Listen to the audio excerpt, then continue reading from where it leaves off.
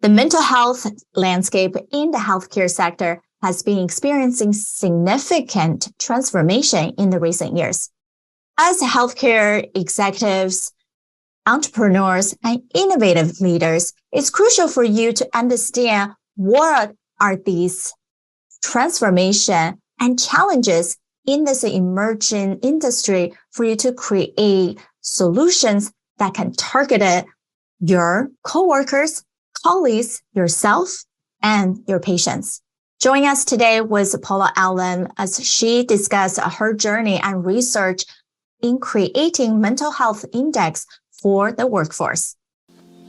Healthcare entrepreneurs, are you ready to rewrite the rules for your business so you can have more time off, a great team, and more income while creating a positive social impact? Then you are in the right place. Welcome to The Provider's Edge. I'm your host, Sabrina Rumbach. I'm a provider, an international peak performance keynote speaker, and a best-selling author. Let's open the gateway to profitability for you today. My guests and I help healthcare entrepreneurs and startup founders like you break through barriers so you can control your business, control your life, and control your future.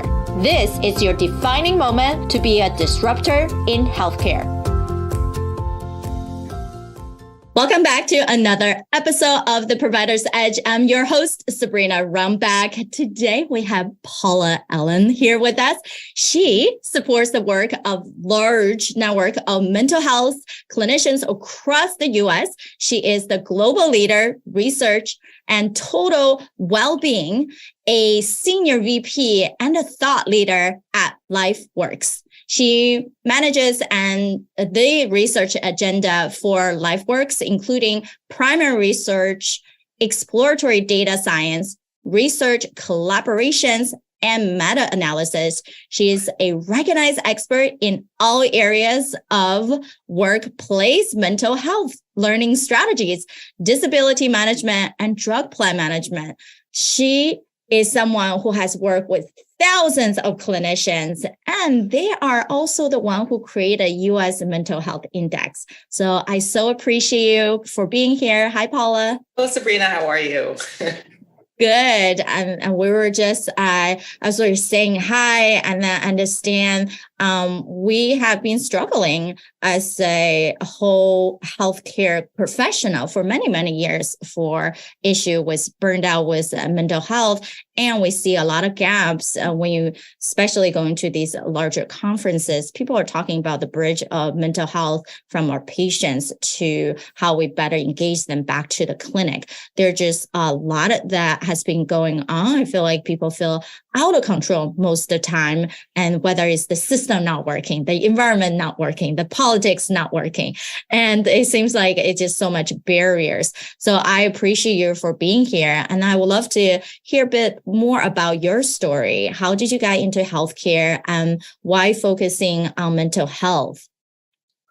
Oh, yeah. So there's a lot of what you said. I can't wait to dig into it. But just starting with me, I started in university not really being sure exactly where I was going to go. One thing changed my mind and changed my life. In first year, I saw an image of a brain. And that brain had, imagery over a period of time. So it was time lapsed. And I actually saw the structure of that brain change. And what we learned is that the person who had that brain was under significant, unrelenting stress. So, wow, that kind of took me back. Like it changed the way I was thinking about mental health in every single aspect. I was curious about it. I was personally interested in it. I just needed to know more about this, and I needed to be able to help. So I went into neuropsychology. I worked with children with learning disabilities for a number of years. I worked with head injury, people who had head injury, and started to work with adults. And that also changed me a little bit, because I was seeing that the way adults were addressed, particularly in the workplace, when they had mental health issues or disability issues, was just horrible in my view. I really felt that myself, as somebody who was trained on how to do things a certain way, I felt the system really hampered my ability to be successful. So I went about and had a wonderful career after that, trying to change that. So product development, service development with the organization that I have right now, research on how to actually prevent things from getting bad. So that's a bit of my story, all starting with that image of the brain. Yes, my background is in neuroscience before I got into medicine. So it's definitely, there's so much intricate of things that we are not explored yet to see our folk capability and capacity of how we really work, how we really leverage. And we also know we can retrain the brain, which is the amazing part of to say, yes, perhaps our background, our current environment, and whatever restriction we felt put us in this place right now, but we can get ourselves out if we actually understand ourselves better. And then without having some kind of assessment or index, of course, we don't know where to go, even we have an idea what that is.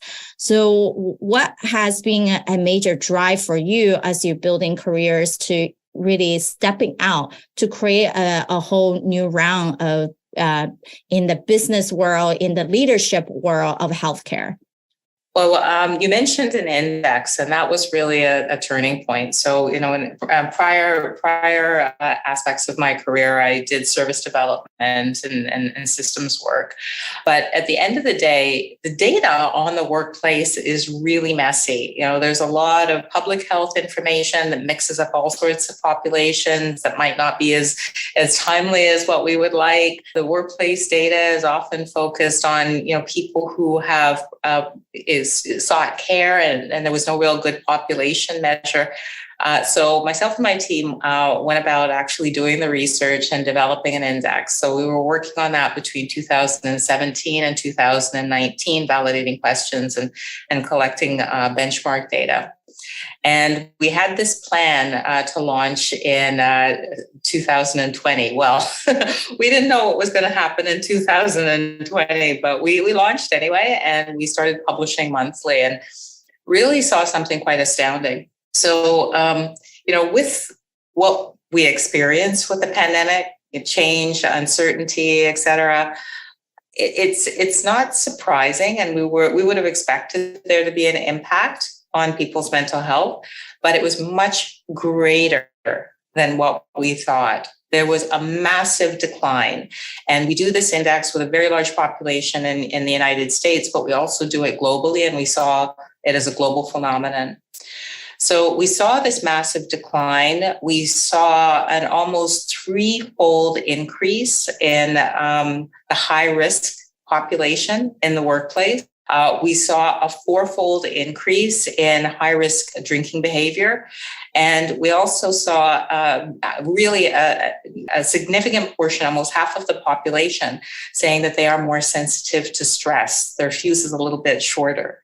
So a lot of things. And that happened during the pandemic and is still where we are now.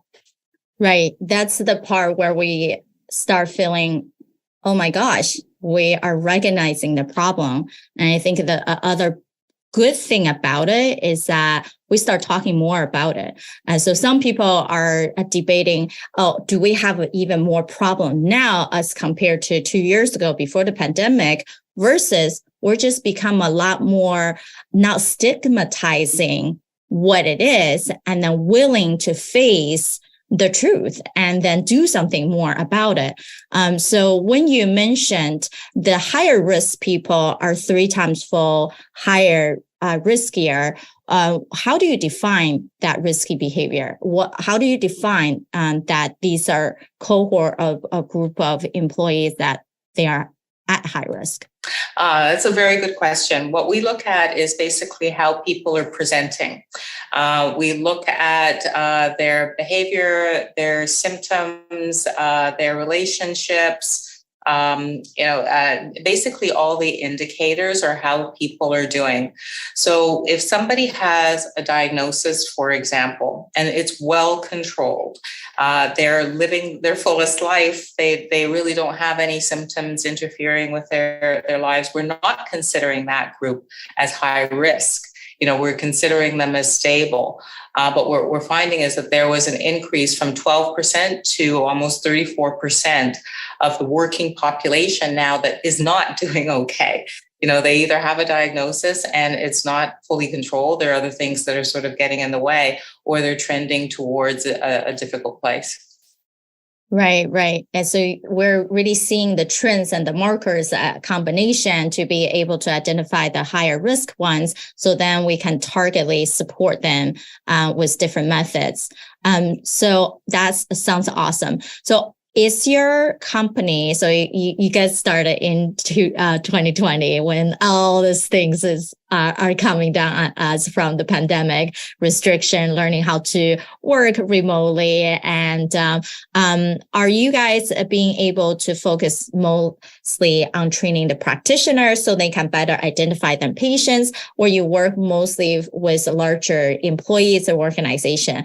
Who are the primary people that you guys work with? So we have a 3-point approach. One approach is employers, sort of large employers, including public sector, including hospital employers. How do those employers support their people, the workers?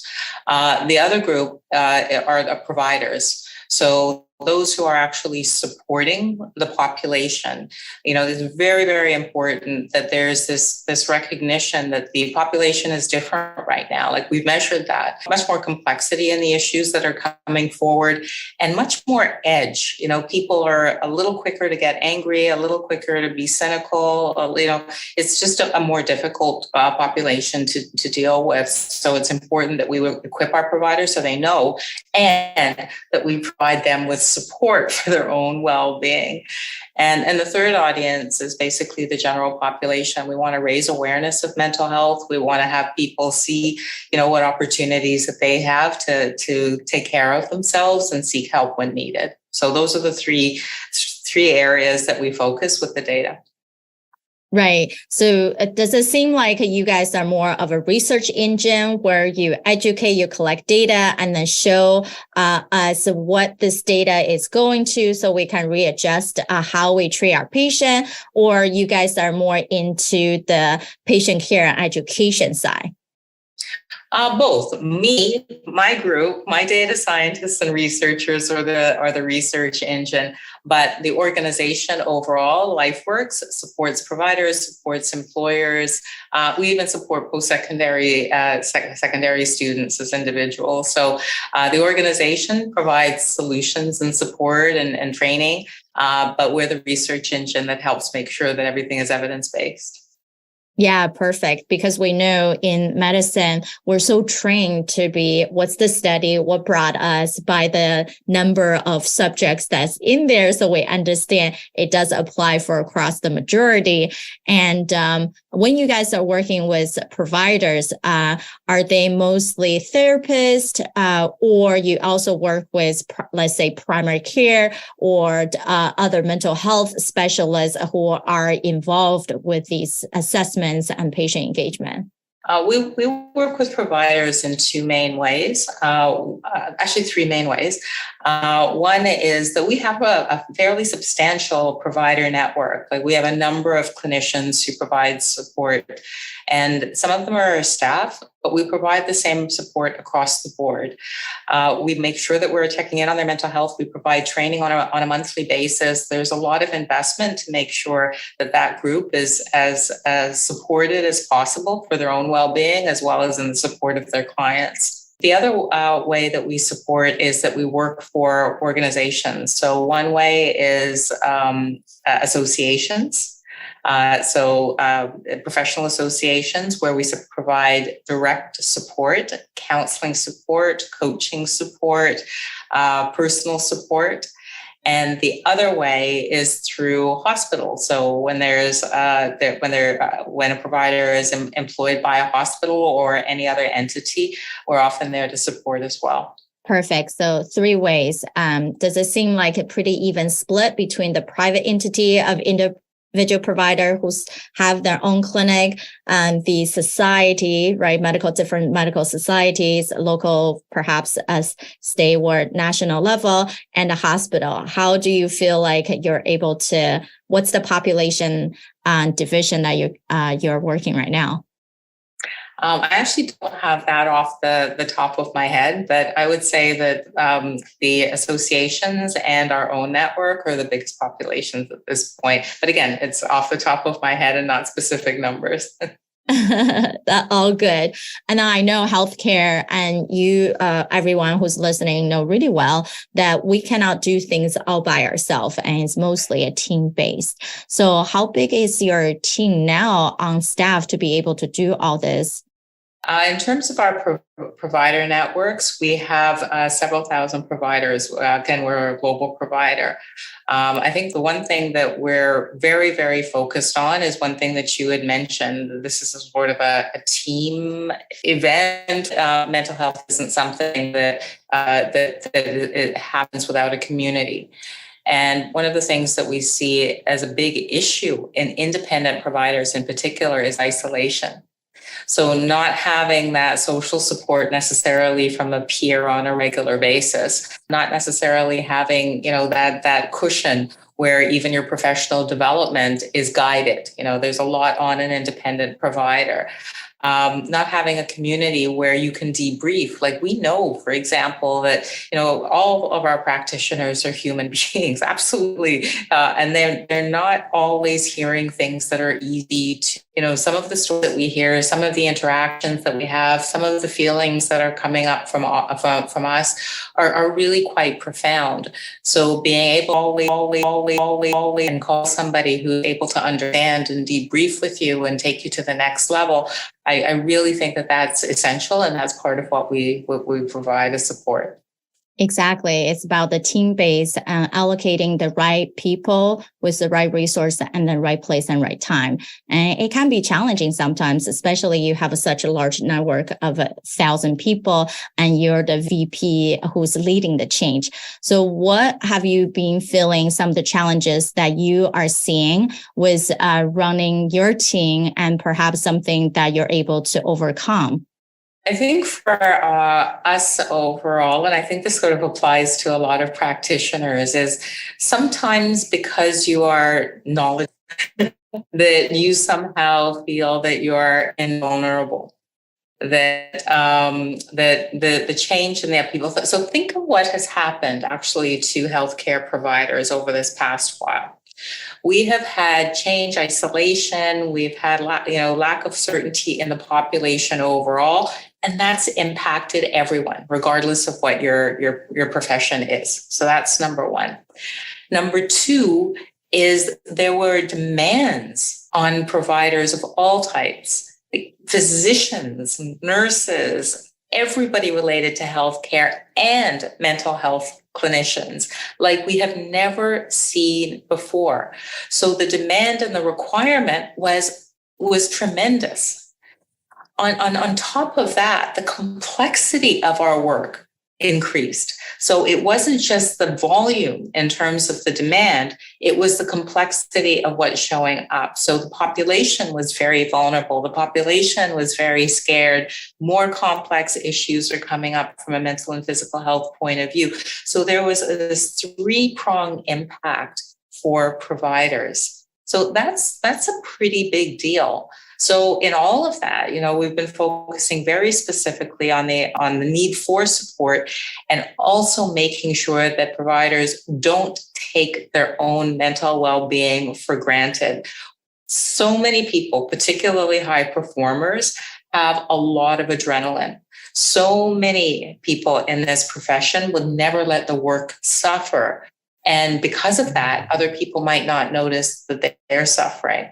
So having people sort of realize that they have to fill their own tank, reach out for support, seek counseling, professional support, even if they are a clinician themselves, that's been a challenge. And I think that we still have to make sure that we focus on that, because, a lot of providers put everything before themselves, and that does not work.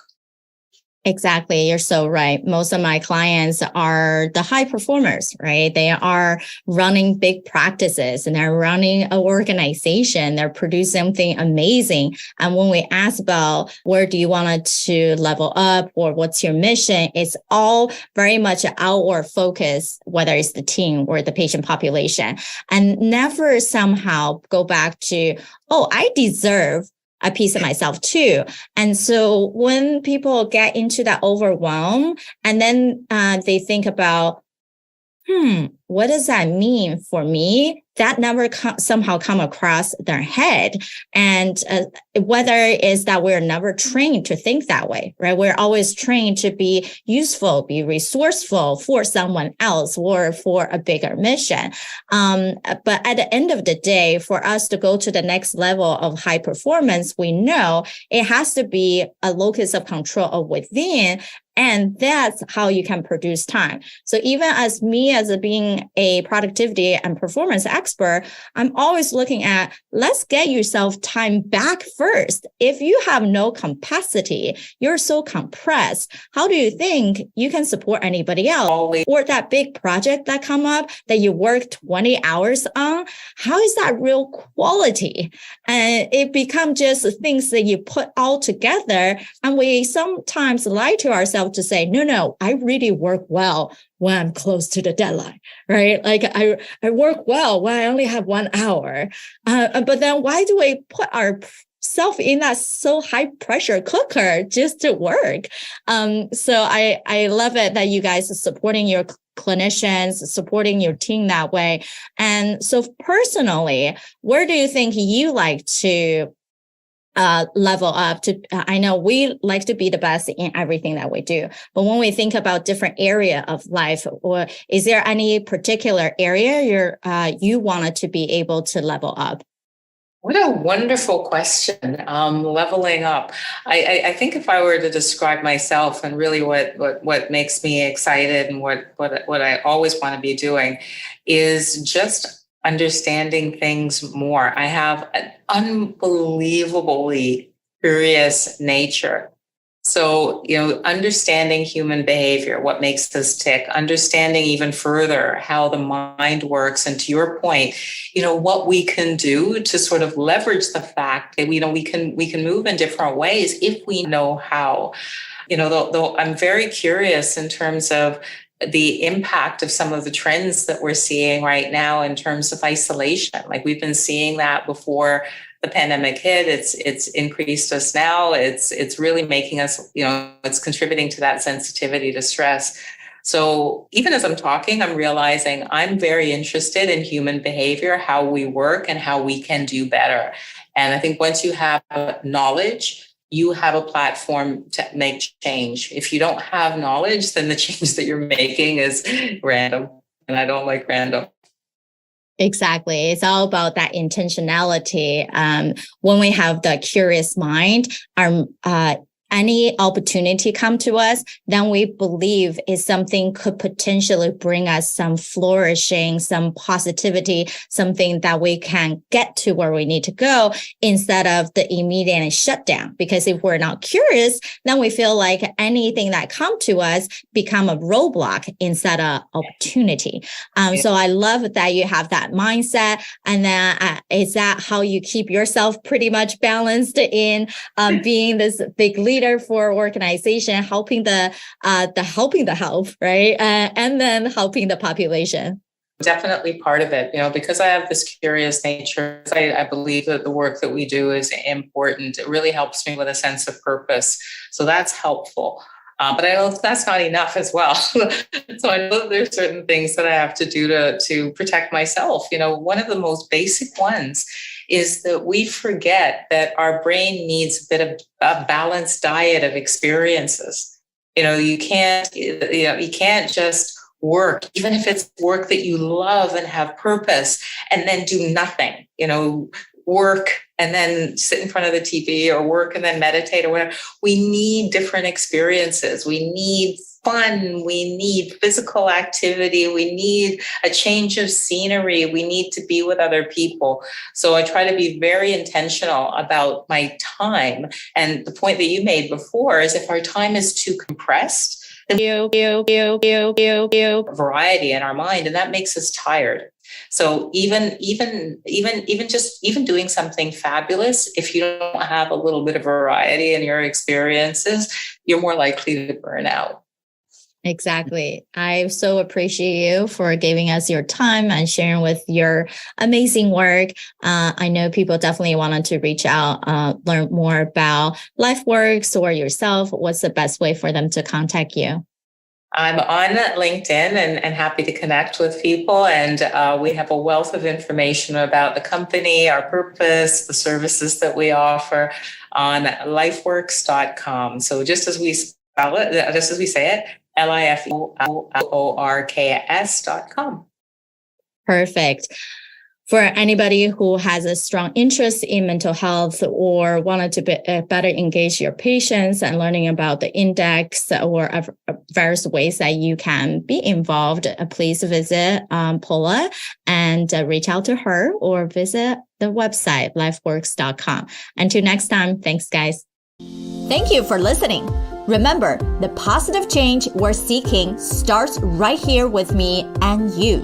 If you are a fan of the show, or if you are just having struggles or success that you're either experienced in the past or are experiencing now in the healthcare industry, these matter to all of us. I want to hear from you. Visit sabrinarumback.com/connect and send me a direct message. Talk soon.